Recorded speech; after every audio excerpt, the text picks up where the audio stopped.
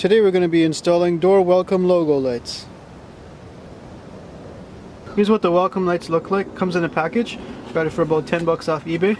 As you can see, it comes with two welcome lights. One here, as well as a wiring harness and a 19mm hole saw. Now if you're curious what's inside one of these units, you can just slide back these rings and unscrew the LED from the projector.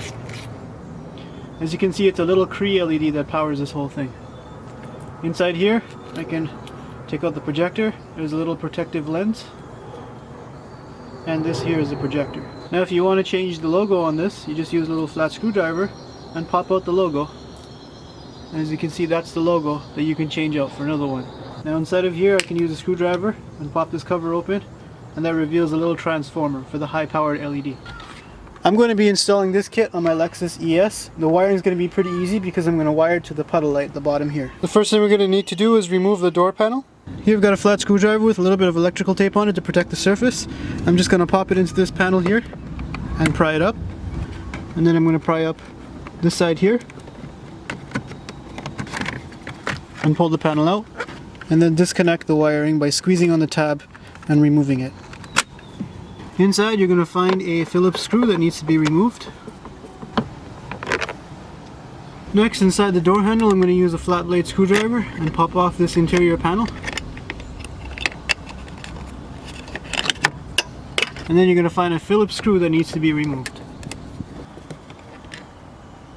Next, I'm going to come in with an upholstery clip removal tool and remove the triangle near the mirror. To remove the puddle light, I'm just going to use a small flat screwdriver and go in and release the clip on this side and the clip on this side, and then pop out the puddle light assembly. Then I can disconnect the electrical connector. The rest of the door panel is held on with upholstery clips. I'm just going to pry around from the bottom, release the clips,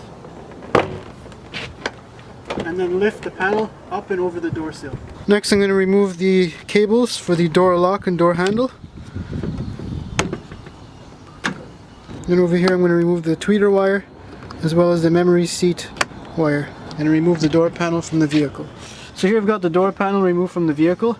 As you can see, my logo light won't really fit on this side of the puddle light, so I'm going to be using the empty part on this side here and drill a hole here for my logo light. So I'm just going to use a little bit of masking tape underneath the surface here so I can mark where I need to drill the hole.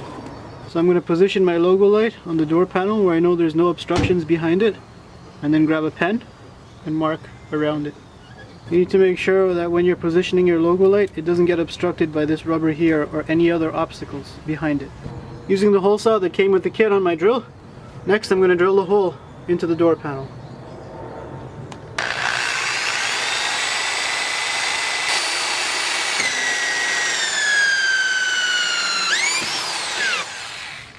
As you can see, the hole saw provided a nice clean hole where I can then feed my electrical wire through and install the logo light into the door panel.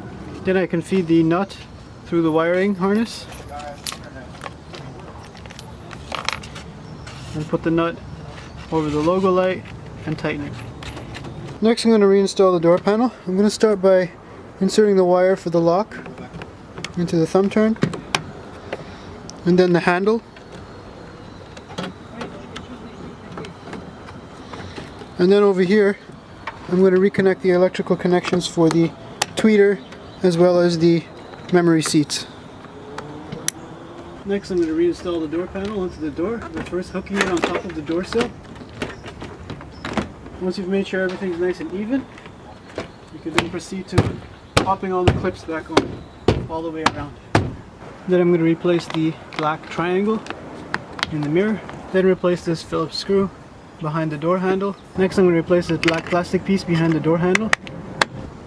Then I'm going to replace this Phillips screw underneath the window switch. Next I'm going to replace the window switch, put in the connector, and then reinstall this into the door. Now onto the wiring. I'm going to first start by opening up this little puddle light assembly here with a flat screwdriver and popping it off.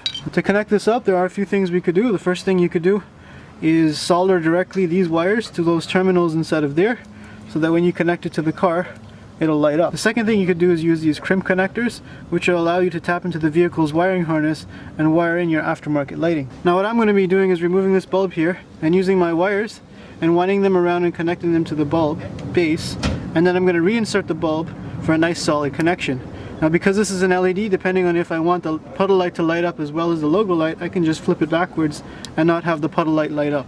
As you can see, I've got my wires stripped. I'm just going to loop them around the terminal of the bulb and wind it around.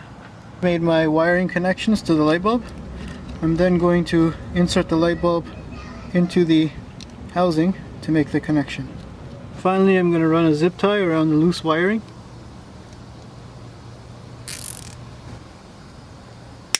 And then I can take all the wiring, stuff it inside of the door panel, and then replace the lens cover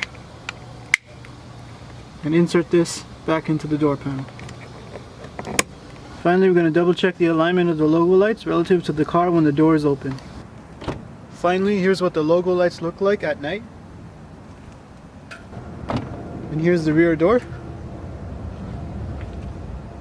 Here's another shot of the logo lights.